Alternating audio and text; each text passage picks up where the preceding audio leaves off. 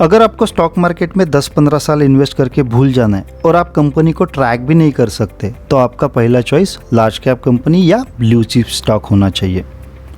क्योंकि क्या है, लार्ज कैप कंपनी रातों रात लार्ज कैप नहीं बनी है, कुछ समय के बाद ही वो लार्ज कैप कंपनियां बनी। कभी न कभी वो स्मॉल कैप कंपनियां थी, उसके बाद ही वो लार्ज कैप कंपनियां बनी है। अगर आप सोच रहे होगे कि मिड कैप और स्मॉल कैप में पैसा डाल के भूल जाए, तो वो गलत होगा दोस्तों। लार्ज कैप में कैसा होता है दोस्तों, as compare to mid cap and small cap डूबने के चांसेस कम होते हैं, क्योंकि लार्ज कैप कंपनी में हमको लार्ज कैप कंपनी की हिस्ट्री पता होती है। मिड कैप स्टॉक में रिस्क बढ़ जाती है, नेक्स्ट 5 इयर्स में क्या होगा किसी को पता नहीं, कंपनी अच्छा भी कर सकती है, तो रेगुलर ट्रैक करना भी उतना ही जरूरी है। स्मॉल कैप में और रिस्क बढ़ जाती है, माइक्रो कैप और नैनो कैप में और रिस्क बढ़ जाती है। और एंड पेनी स्टॉक हमने जैसे डिस्कस किया है, penny stock is for learning not for earning. तो आज हम यहाँ पे 10 स्टॉक डिस्कस करने वाले हैं जिसमें आप इन्वेस्ट करके भूल जा सकते हो। अगर हम एफडी में इन्वेस्ट करें तो कितना परसेंट कमा पाते हैं? 7 to 8%। म्यूचुअल फंड में 10 to 15%। अभी जो कंपनी हम देखने वाले हैं उनमें अगर आप लॉन्ग टर्म के लिए इन्वेस्ट करोगे 10 to 15 ईयर्स, तो ये कंपनियां हर 5 ईयर्स में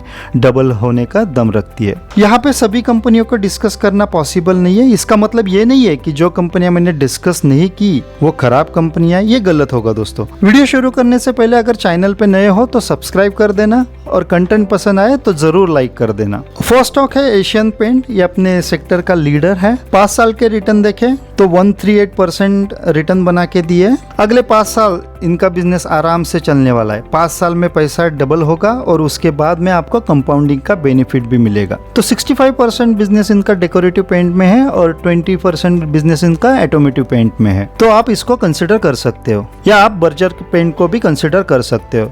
इसने भी अगर 5 साल का डेटा देखे तो 127% रिटर्न बना के दिए है। नेक्स्ट है बजाज फाइनेंस, ये माइक्रो फाइनेंस में काम करती है। 5 साल के रिटर्न की बात करें तो इसने 258% रिटर्न बना के दिए, यानी कि पैसे को 2 गुना कर दिया है। कोविड में अगर देखें तो ये स्टॉक 60% कैश हुआ था। गिरावट में लोग भाग जा रहे थे। अगर गिरावट की वजह इंटरनल है तो मैं समझ सकता हूँ, लेकिन एक्सटर्नल है तो डरने की कोई वजह नहीं। एक्चुअली वही समय रहता है जहाँ पे हम अपनी इन्वेस्टमेंट बढ़ा सकते हैं। ये एक्चुअली इन्वेस्टर के लिए सुनहरा मौका रहता है। अगर कोई स्टॉक कौड़ियों के भाव में मिल रहा है तो कौन छोड़ना चाहेगा। अगर ऐसा कभी टाइम आए तो अगर आपके पास पुश्ती हो तो आप खरीद सकते हो, अगर नहीं है तो आप होल्ड करो। ये अगर लॉजिक क्लियर है तो आप स्टॉक मार्केट में वेल्थ क्रिएट कर सकते हो। जिन लोगों ने कोविड क्रैश में बेच दिया होगा अभी वो पछता रहे होंगे, तो नाम देख के न्यूज पे निवेश मत करो। आप बजाज फिंसर को भी कंसिडर कर सकते हैं।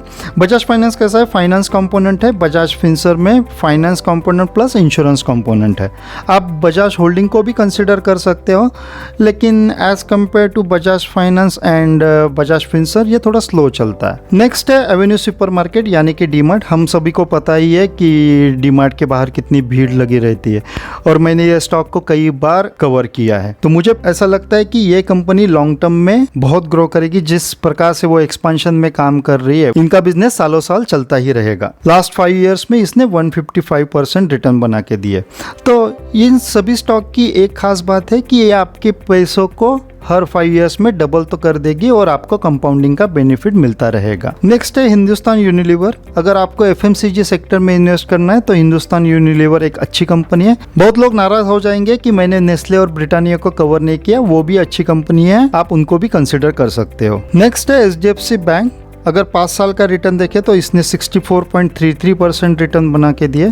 तो आप लोग सोच रहे होंगे कि 100% तो रिटर्न नहीं बना दिए, लेकिन इसने बीच में स्प्लिट दिया था 1:10। मतलब जिनके पास एक स्टॉक था उनके 10 स्टॉक हो गए। मतलब मान लो एक स्टॉक 1 रुपये से बढ़ गया तो कितना बेनिफिट हुआ, 1 रुपीज का। और 10 स्टॉक 1 रुपये से बढ़ गए तो कितना बेनिफिट हुआ, 10 रुपीज का। तो उस हिसाब से अगर देखें तो लोगों ने 100% से ज्यादा कमाया। अभी एचडीएफसी बैंक और एचडीएफसी लिमिटेड का मर्जर हो रहा है। बीच में ये स्टॉक 6% डाउन हुआ था।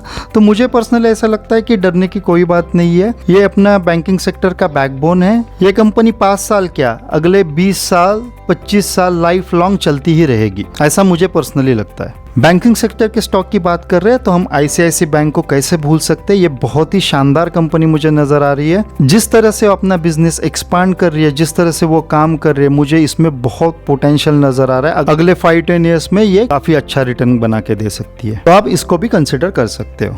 नेक्स्ट है Tata consultancy services, IT sector का लीडर है। 5 साल के रिटर्न देखे तो इसने 90% रिटर्न बना के दिए हैं। अभी हम सभी को पता है कि आईटी सेक्टर थर्ड स्टेज में चल रहा है, यानी कि अभी करेक्शन मोड में है, तो सही समय है कि इनमें आप इन्वेस्टमेंट कर सकते हो। जब करेक्शन का टाइम आता है तो हम पैनिक मोड में सेल करके बेच जाते, तो उसी समय रहता है कि हमको वो स्टॉक होल्ड करना चाहिए, तभी हम मार्केट से वेल्थ क्रिएट कर पाए। यहाँ पे मैंने सिर्फ टीसीएस को कंसीडर किया, इसका मतलब ये नहीं बाकी के स्टॉक खराब हो गए। आप इन्फोसिस, एचसीएल को भी कंसीडर कर सकते हो। विप्रो एंड टेक महिंद्रा में न्यू इन्वेस्टर को सजेस्ट नहीं करूंगा क्योंकि वो थोड़े स्लो चलते हैं। अगर मार्केट कैप देखें तो 12 लाख करोड़ का मार्केट कैप है। नेक्स्ट है पिडिलाइट इंडस्ट्री। अगर 5 साल के रिटर्न देखे तो इसने भी 130% रिटर्न बना के दिए। तो इन सभी कंपनी का वही काम है कि 5 साल में अपने पैसे को डबल कर देना।